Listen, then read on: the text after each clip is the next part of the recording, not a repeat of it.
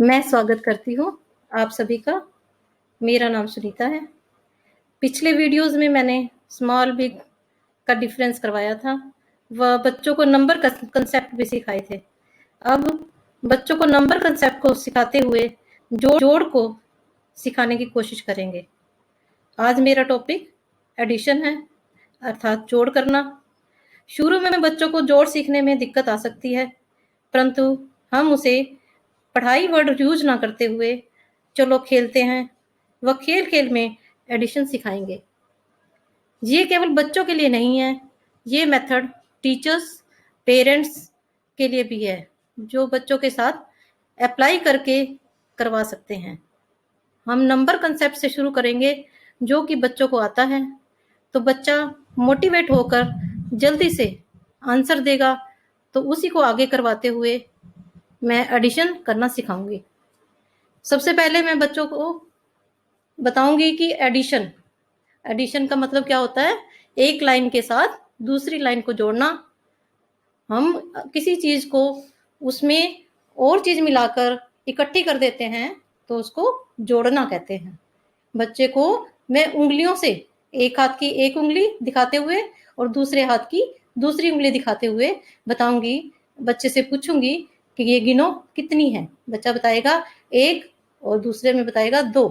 तो बच्चे को बताऊंगी कि एक और एक दो होते हैं, इसको हम जोड़ना कहते हैं। बच्चा इससे जल्दी से उसको आंसर देगा कि क्योंकि बच्चे को नंबर कंसेप्ट पता है। तो वो बच्चा बताएगा कि ये दो उंगलियां हैं, एक और एक दो हो गई। इसी तरह से बच्चे को हम आगे एडिशन के लिए खेल खेल में हम उनको ऑब्जेक्ट्स पहले नंबर कंसेप्ट करवाएंगे। नंबर कंसेप्ट जो बच्चे को आता है उसी को बच्चे से पूछेंगे कि ये झोपड़ी कितनी है। बच्चा बताएगा एक, उसको गिनकर बताएगा एक। बच्चे से पूछेंगे पेड़ कितने हैं, तो बच्चा बताएगा एक दो, तो हम उसको दो लिख देंगे। बच्चे से खुद भी लिखवा सकते हैं। तो बच्चे से अगला हम पिक्चर जो बनी हुई है, बच्चे से हम पूछेंगे ये कितनी है। बच्चा बताएगा एक दो और ये तीन, तो हम उसको बता देंगे ये तीन है। बच्चा अगला जो है बच्चे से फिर गिनवाएंगे कि ये झंडे कितने हैं। तो बच्चा बताएगा एक दो तीन चार, तो हम उसको बच्चे से चार लिखवा देंगे, क्योंकि ये बच्चे को आता है और बच्चा इंटरेस्ट भी ले रहा है। बच्चे को अच्छा लगता है, जो चीज आती हो तो उसको बच्चा करना भी चाहता है। जब भी हम कोई एक्टिविटी सिखा रहे हो तो बच्चे को जो पहले से आता है उसको सिखाते हुए या उससे पूछते हुए हम उस नेक्स्ट एक्टिविटी पर आना चाहिए। तो इसी तरह से अभी मैं उससे और भी कंसेप्ट क्लियर करवाऊंगी। तो बच्चे से ये बॉल्स बनी हुई हैं, तो बच्चे से गिनवाएंगे कितनी बॉल्स हैं। तो बच्चा गिनेगा एक दो तीन चार पांच, तो बच्चा पांच लिख देगा कि ये पांच बॉल्स हैं। इसी तरह से बच्चे से पूछेंगे कि स्टार्स गिनकर बताओ कितने हैं। तो बच्चा फिर से गिनेगा एक दो तीन चार पांच छः। वेरी गुड कहते हुए बच्चे को कि आपको तो सब कुछ आता है, आप तो बहुत अच्छे बच्चे हो। तो बच्चे का इससे इंटरेस्ट और भी बढ़ जाएगा। बच्चा जो है, क्योंकि रिवॉर्ड से बच्चे उस काम को और भी सीखने में रुचि लेते हैं। बच्चों को साथ साथ रिवॉर्ड और प्रॉम्प्ट का हमें यूज करना चाहिए। बच्चे को जो आता है उसी से हमने स्टार्ट करते हुए बस एक और इससे बच्चे से नंबर कंसेप्ट करवाएंगे, ताकि हमें क्लियर हो जाए कि बच्चे को बिल्कुल सही आता है। ताकि हम एडिशन करवाने के लिए बच्चे को नंबर कंसेप्ट ज्ञान होना बहुत जरूरी है, क्योंकि नहीं तो बच्चा गलतियां करेगा। तो हम बच्चे से इसको फिर से बच्चे को गिनवाते हैं कि बताओ बच्चा ये कितनी पिक्चर्स हैं। एक दो तीन चार पांच छ सात। बच्चों वेरी गुड। आगे हम अब इसको बच्चे को बताएंगे कि आपने बहुत अच्छा किया है, आपको ये गिनना भी आता है। चलो आज हम ना खेल खेल में एक और चीज सीखते हैं। तो बच्चे को हम इस किसी बच्चे को कोई स्किल सिखानी होती है तो पहले असेसमेंट करके बच्चा क्या कर लेता है, उसका करंट लेवल देखते हुए प्लान करते हैं। उसके लिए क्या ठीक रहेगा, क्या ज़रूरी है, क्या कर सकता है, सभी बातों का ध्यान रखते हुए बच्चे को सिखाने की हमें कोशिश करनी चाहिए। जैसे बच्चा अब नंबर कंसेप्ट सीख चुका है, तो अब बच्चे से पूछेंगे कि ये कितने पेड़ हैं पहले, तो बच्चा बताएगा गिनकर 1, 2, 3। अब हमने उसको कहना है कि अब दूसरी तरफ देखो कितने पेड़ हैं, तो बच्चा इसको भी गिनेगा 1, 2। अब बीच में बच्चे को दिखाएंगे कि ये देखो ये है जमा का निशान, जोड़ना इसको बोलते हैं। ये जो लाल रंग से हमने बनाया है इसका ये है जमा का निशान। हम इन सब पेड़ों को जब इकट्ठा कर देंगे और गिनेंगे तो ये इसको कहते हैं जोड़ना। और इसका जो निशान होता है, ये जो बीच में मैंने बनाया है प्लस जमा का निशान, अब हम इसको बच्चे को इस नंबर लिखवाएंगे। ये कितने पेड़ हैं 3, और ये कितने पेड़ हैं 2। अब बच्चे से हम ऊपर के पूरे पेड़ बराबर का निशान बनाकर कि बता कितने पेड़ हो गए 5, तो बच्चा गिनेगा कि 5। अब हम दोबारा से उसको रिपीट करवाएंगे 3 जमा 2 कितने हो गए 5। बच्चे को इस तरह से हम 2 या 3 बार इसको रिपीट करवाते हुए उसको हम सिखाएंगे। इसी तरह से दूसरा एग्जाम्पल लेते हुए बच्चे से कि ये कितनी झोपड़ी हैं, बच्चा गिनेगा 1, फिर गिनेगा 2। बच्चे से बोलेंगे कि ये बीच में क्या है, बच्चे ने बीच में जमा का निशान बच्चा बताएगा, इसको बोलते हैं जमा का निशान। और फिर बच्चे से पूछेंगे ये कितनी झोपड़ी इसके और आगे है जमा के बाद, बच्चा गिनेगा 1, 2। अब नीचे ब्लॉक में बच्चे से 2 लिखवा देंगे और बीच में जमा का निशान दोबारा से बच्चे से लगवाएंगे। 2 जमा 2 बच्चे से ऊपर से झोपड़ी गिनवाते हुए 1, 2, 3, 4। तो बच्चा बता देगा कि 4 झोपड़ी हो गई, इकट्ठे करने पर 4 हो गई। तो इसको क्या बोलते हैं, एडिशन या जोड़ करना या जमा के सवाल। बच्चों को बताएंगे कि अगर इसको आप जोड़ करना भी कह सकते हो, जमा करना भी कह सकते हो, एडिशन भी कह सकते हो। बच्चे को हमें बताना चाहिए कि हाँ ये जोड़ होता है, जब हम किसी चीज़ों को इकट्ठा कर देते हैं तो उसको जोड़ना कहते हैं। तो बच्चे को इसी तरह से हम और भी हम कॉपी पर स्लेट पर बच्चे को हम इस तरह से एग्जाम्पल देकर और बच्चे को हम करवा सकते हैं। तो बच्चे को हम सभी बच्चे जो होते हैं वो यूनिक होते हैं, सभी बच्चों का लेवल अलग अलग होता है। कोई बच्चा किस मेथड से सीखता है और कोई बच्चा कोई नए मेथड से सीखता है, कोई अलग से सीखता है, कोई खेल खेल में सीख जाता है। तो जैसे जिस बच्चे का इंटरेस्ट है तो उसी को हम अलग अलग मेथड से भी सिखा सकते हैं कि बच्चा किस मेथड से जल्दी सीख रहा है। तो एक और मेथड मैं यूज़ करना चाह रही हूँ, उसको बोलते हैं स्टेयर्स मेथड, और ये बड़ा इंटरेस्टिंग मेथड है। इसमें बच्चे छोटे बच्चे भी और ये इस तरह से जो इंटेलेक्चुअल डिसेबल्ड बच्चे हैं, जो बच्चे थोड़े हमारे जो इस तरह से बच्चे जो जिसकी अक्षम है जो उन बच्चों को भी हम सिखा सकते हैं।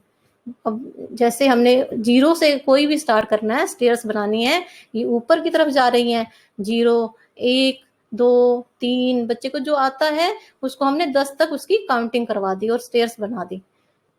हम उसको करवाएंगे कि जैसे 2 जमा 2, तो हमने 0 से उसको 2 पर लेकर आना है, सीधा जंप करवा देना। 0 से 1 और ये 2 पर आ गया बच्चा। उसके बाद हमने नीचे उसको लिख के दिखाना है 2 जमा 2, तो 2 उसको फिर जंप करवाना है। तो क्या कहाँ तक चला गया बच्चा, 3 और 4, 2 जमा 2। अब बच्चे को इसमें सीधा 4 पर चला गया। बच्चों को गिनवाना है कि 2 जमा 2 कितने होते हैं 4। बच्चा इसको खुद करेगा और बच्चा खुश भी होगा। अब हम इसी तरह से एक सीधी लाइन बनाकर बच्चे को इसी तरह से जंप करवाते हुए हम जोड़ सिखाएंगे। जैसे 0 से 3 बच्चा 3 तक जाएगा और फिर 3 जमा 2, तो 2 बार फिर जंप करवाएंगे बच्चे से।